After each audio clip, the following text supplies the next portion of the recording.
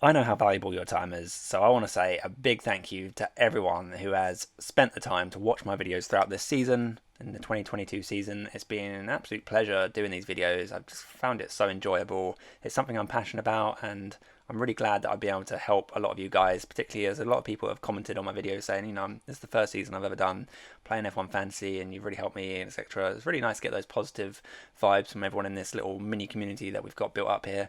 So I just want to say, before I get into my team selection, a massive thank you to everyone that has joined the party this year. And we are now on the final race. And I feel, how all these interviews are going around about Seb Vettel retiring. And Seb's like, I feel sad, but I also feel kind of excited for what's next, etc. I kind of feel the same with what's going on with my YouTube at the moment. I kind of feel a bit sad that it's going to take a bit of a break now. But I'm also excited because next season I want to there's a couple of things in mind that I've got that will hopefully improve the quality of my content and just make it a little bit more easily accessible and interesting for you guys to watch. So I'm looking forward to next season, but we've got one more big important race to get on with. First of all, and that is the Abu Dhabi race. I'm sure a lot of people will be scarred from what happened here a year ago, but I'm over whatever happened there, whether it's right or wrong what happened.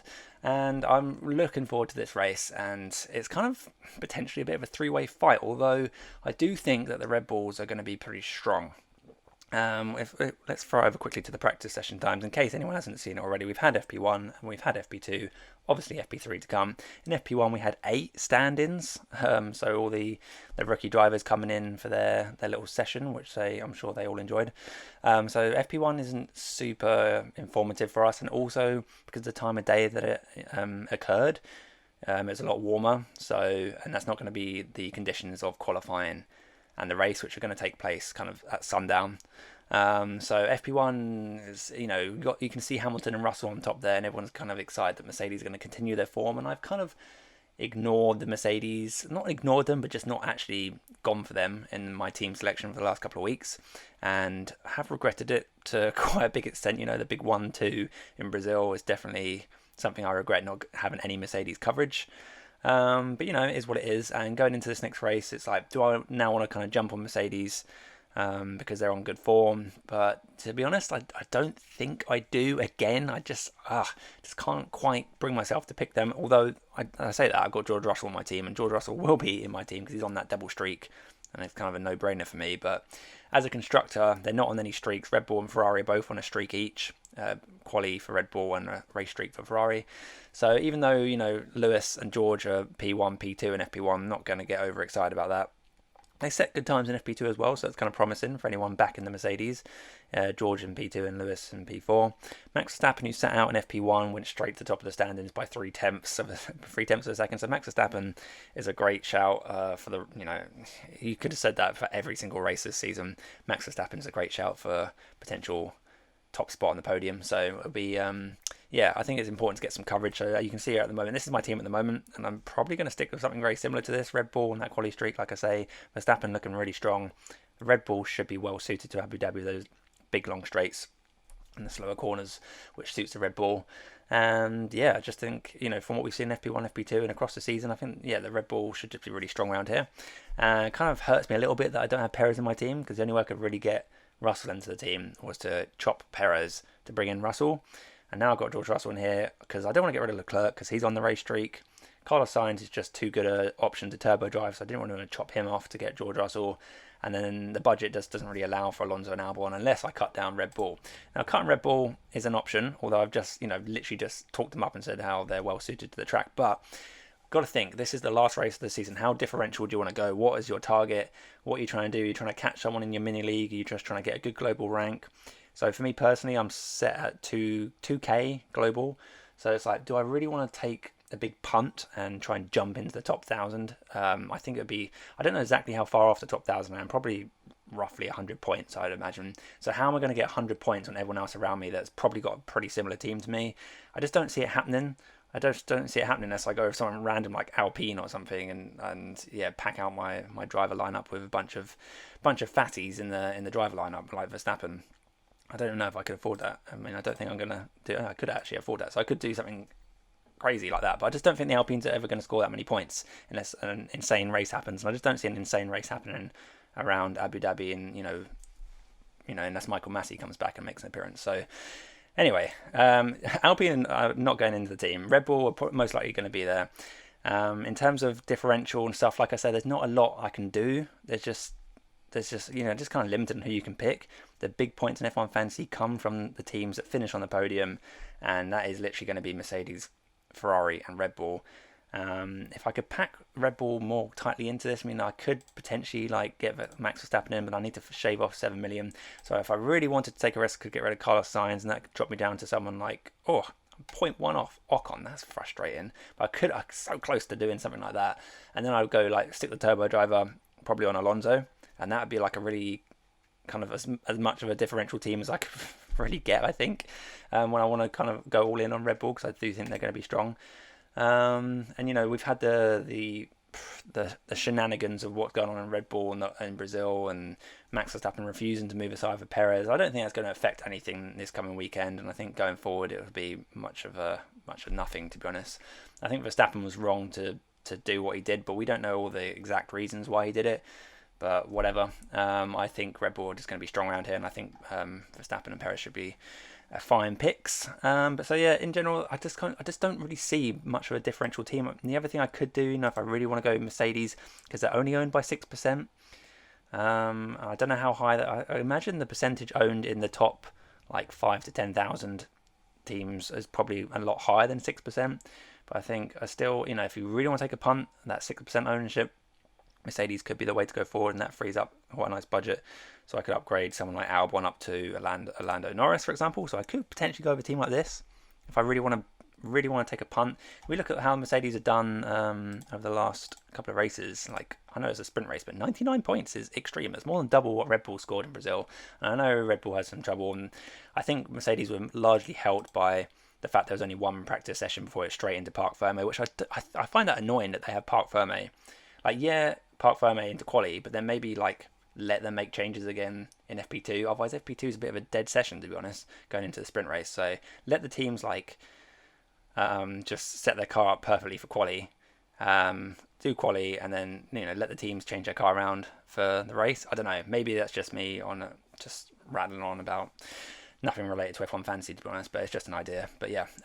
Anyway, so yeah, I think Mercedes was definitely helped out by the fact there's only one practice session. The tyres seem to suit them as well, and they just got their setup kind of right. It's kind of maybe just got a bit lucky, to be honest, with the setup, and Red Bull kind of got a bit unlucky, misread the conditions a little bit. Maybe they expected some more rain to hit the track during the race or whatever, and it just never came, and the Red Bulls just weren't perfectly set up like the Mercedes seemed to be perfectly set up to suit their car. And I just don't see that happening with 3 practice sessions in Abu Dhabi. I just think Red Bulls are just going to nail it.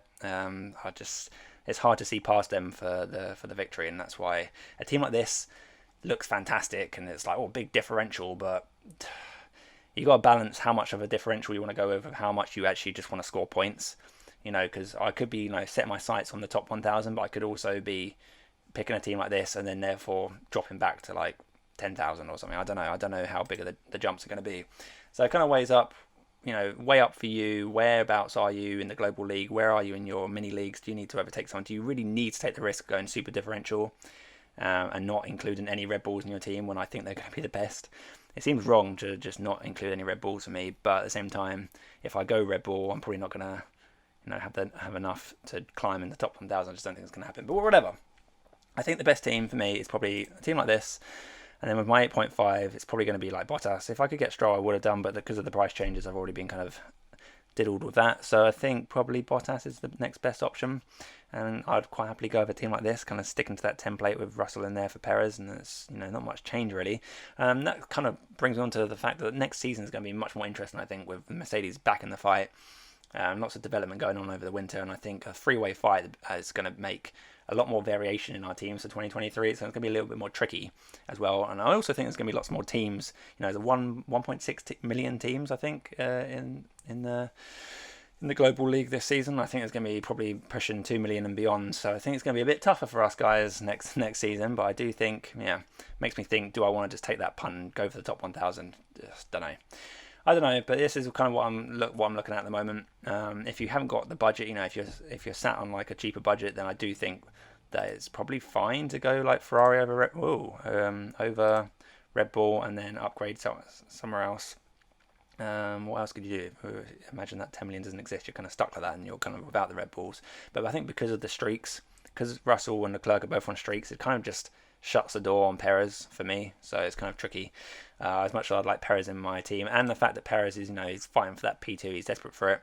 And if Max and Perez are close on track, then Max should let him go through, and that would be extra points for Perez. So it would be really nice to have Perez in my team, but I just don't think I'm going to break my template apart in order to get that. So at the moment, we'll see what happens in FP3, but I'll probably go in with this for my final team of the season. And yeah, that pretty much wraps up my final team selection for the season. And like I say, a big thank you to everyone who's joined me on this 2022 season. I think I've only missed one race where I didn't do a video. That was when I had the flu back in the Circuit of the Americas race, and I just felt absolutely awful. But apart from that, I've managed to do a video for every single race. I'm pretty proud of that.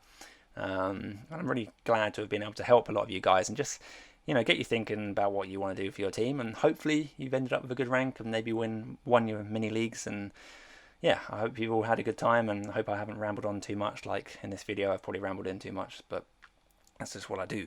I like rambling. So yeah, that's it for me for this season. I think going forward, I'm going to probably do like a review video over the next few weeks or whatever, just sort of looking back and summarising what's happened, look at the trends and look at who, the best team has been over the course of the season, and lessons I could have learned, taking a little bit of a risk here and playing a bit more safe here, and just trying to balance things out so I can learn for next season. And if any of you guys are interested in that, and like I say, I'll probably be doing that over the next couple of weeks at some point. But past that, I've got, like I said already, I've got a few plans for next season, especially in the build-up to 2023 season. We'll be looking at lots of different things, and yeah, it'll be interesting to see how Play On, or if Play On are going to be the people behind the F1 fantasy game again. Then it'll be interesting to see if they change it up at all.